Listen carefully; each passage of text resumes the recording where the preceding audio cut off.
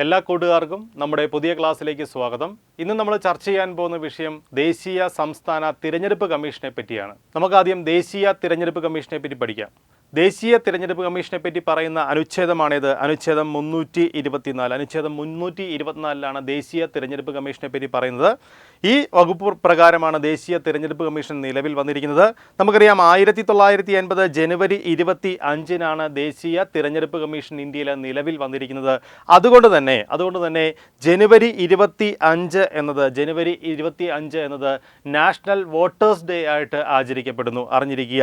Okay അല്ലോ. ഇനി ദേശീയ ഇലക്ഷൻ കമ്മീഷന്റെ ആസ്ഥാനം എവിടെയെന്ന് ചോദിച്ചാൽ അത് ന്യൂഡൽഹിയാണ് ആസ്ഥാനം. കൃത്യമായി പറഞ്ഞാൽ നിർവാചൻ സദൻ എന്ന് വെച്ചാൽ ആ ഭവനം അല്ലെങ്കിൽ ആ ഒരു സ്ഥാപനം അല്ലെങ്കിൽ ആ ഒരു ആസ്ഥാന മന്ദിരം അറിയപ്പെടുന്ന പേരാണെന്ത്? നിർവാചൻ സദൻ. അറിഞ്ഞിരിക്കുക, നിർവാചൻ സദൻ. ദേശീയ തിരഞ്ഞെടുപ്പ് കമ്മീഷന് നിരവധി കർത്തവ്യങ്ങളുണ്ട്. ദേശീയ പാർട്ടികൾക്ക് അംഗീകാരം കൊടുക്കുക, അംഗീകാരം റദ്ദ് ചെയ്യുക. ഒപ്പം തന്നെ പ്രധാന ഒരു കർത്തവ്യമാണ് തിരഞ്ഞെടുപ്പുകൾ കണ്ടക്ട് ചെയ്യുക. ഈ ദേശീയ തിരഞ്ഞെടുപ്പ് കമ്മീഷൻ കണ്ടക്ട് ചെയ്യുന്ന ഇലക്ഷൻസ് ചോദിച്ചു കഴിഞ്ഞാൽ നമുക്ക് കൃത്യമായി പറയാൻ സാധിക്കും. രാഷ്ട്രപതി ഇലക്ഷൻ, ഉപരാഷ്ട്രപതി തിരഞ്ഞെടുപ്പ് ഒക്കെ പ്രധാനപ്പെട്ട തിരഞ്ഞെടുപ്പുകളാണ്. ലോകസഭാ തിരഞ്ഞെടുപ്പ്, രാജ്യസഭാ തിരഞ്ഞെടുപ്പ്, ഒപ്പം തന്നെ സംസ്ഥാന നിയമസഭാ തിരഞ്ഞെടുപ്പുകളും നടത്തുന്നത് ആരാണ്? ആരുടെ മേൽനോട്ടത്തിൽ എന്ന് ചോദിച്ചാൽ ദേശീയ തിരഞ്ഞെടുപ്പ് കമ്മീഷന്റെ മേൽനോട്ടത്തിലാണെന്ന് എല്ലാ കുട്ടികളും അറിഞ്ഞിരിക്കുക. ദേശീയ തിരഞ്ഞെടുപ്പ് കമ്മീഷനിൽ 3 അംഗങ്ങളാണുള്ളത്. അംഗങ്ങളല്ല, 3 കമ്മീഷണർമാരാണുള്ളത്. അതിലറിഞ്ഞിരിക്കുക, 2 കമ്മീഷണർമാരും ഒരു ചീഫ് ഇലക്ഷൻ കമ്മീഷണറുമാണുള്ളത്. 2 കമ്മീഷണർമാരും ഒരു ചീഫ് ഇലക്ഷൻ കമ്മീഷണറുമാണുള്ളത്. അങ്ങനെ 3 പേര്. ഇനി മറ്റൊരു കാര്യം പറയുകയാണെങ്കിൽ ഈ ഇലക്ഷൻ കമ്മീഷനെ നിയമിക്കുന്ന ആരെന്ന് ചോദിച്ചാൽ അത് രാഷ്ട്രപതിയാണ്. ഈ 3 കമ്മീഷണർമാരെ നിയമിക്കുന്നത് രാഷ്ട്രപതിയാണ്. ഇവരുടെ കാലാവധി അറിഞ്ഞിരിക്കുക, ചോദിക്കുന്നതാണ് കാലാവധി. 6 വർഷം അല്ലെങ്കിൽ 65 വയസ്സ് വരെ. ഒന്നെങ്കിൽ 6 വർഷമായിരിക്കും അവരുടെ കാലാവധി എന്ന് പറയുന്നത്, അല്ലെങ്കിൽ 65 വയസ്സാകുന്നതിന് മുമ്പ് എന്ത് ചെയ്യണം? റിസൈൻ ചെയ്യേണ്ടി വരും. 6 വർഷം അല്ലെങ്കിൽ 65 വയസ്സ് വരെയാണ്. ഇനി ചീഫ് ഇലക്ഷൻ കമ്മീഷനെ പുറത്താക്കുന്ന നടപടി ഏതെന്ന് ചോദിച്ചാൽ ഇംപീച്ച്മെൻ്റ് ആണെന്ന് അറിഞ്ഞിരിക്കുക. ചീഫ് ഇലക്ഷൻ കമ്മീഷനെ പുറത്താക്കുന്ന നടപടിയാണേത്? ഇംപീച്ച്മെൻ്റ് എന്നും അറിഞ്ഞിരിക്കുക. നമ്മുടെ ആദ്യത്തെ ചീഫ് ഇലക്ഷൻ കമ്മീഷണർ ആരെന്ന് ചോദിച്ചാൽ ആരായിരുന്നു? അത് സുകുമാർ സെൻ ആയിരുന്നു. സുകുമാർ സെൻ ആയിരുന്നു ആദ്യ ചീഫ് ഇലക്ഷൻ കമ്മീഷണർ. നമുക്കറിയാം 1950 മുതൽ 58 വരെ ഇന്ത്യയുടെ ചീഫ് ഇലക്ഷൻ കമ്മീഷണർ ആയിരുന്നു ആര്? സുകുമാർ സെൻ. ഓക്കെ, അങ്ങനെയെങ്കിൽ ചീഫ് ഇലക്ഷൻ കമ്മീഷണറായ വനിത ആരെന്ന് ചോദിച്ചാൽ ആരാണ്? VS രമാദേവിയാണ് ചീഫ് ഇലക്ഷൻ കമ്മീഷണറായ വനിത. ഒപ്പം ഒരു കാര്യം അറിഞ്ഞിരിക്കുക, ഏറ്റവും കുറച്ചു കാലം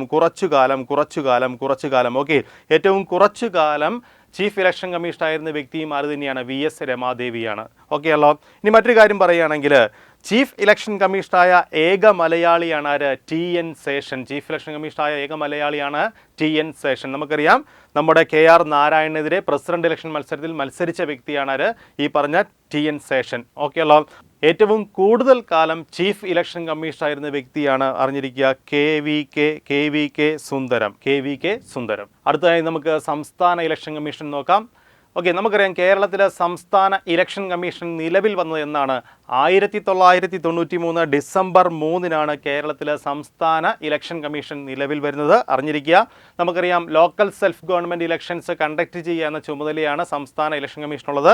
എന്ന് വെച്ചാൽ പഞ്ചായത്ത് തിരഞ്ഞെടുപ്പുകളുടെ മേൽനോട്ടമാണ് സംസ്ഥാന ഇലക്ഷൻ കമ്മീഷനുള്ളതെന്ന് അറിഞ്ഞിരിക്കുക. ഇനി ആരാണ് നിയമിക്കുന്നത് ചോദിച്ചാൽ നിയമിക്കുന്ന ആരാണ്? ഗവർണറാണ് സംസ്ഥാന ഇലക്ഷൻ കമ്മീഷനെ അല്ലെങ്കിൽ തിരഞ്ഞെടുപ്പ് കമ്മീഷനെ നിയമിക്കുന്നത്. ഇവരുടെ കാലാവധി പറയുകയാണെങ്കിൽ കാലാവധി എത്രയാണ്? 5 വർഷം അല്ലെങ്കിൽ 65 വയസ്സാണ്. തെറ്റിപ്പോകരുത്. 5 വർഷം അല്ലെങ്കിൽ 65 വയസ്സ് വരെയാണ്.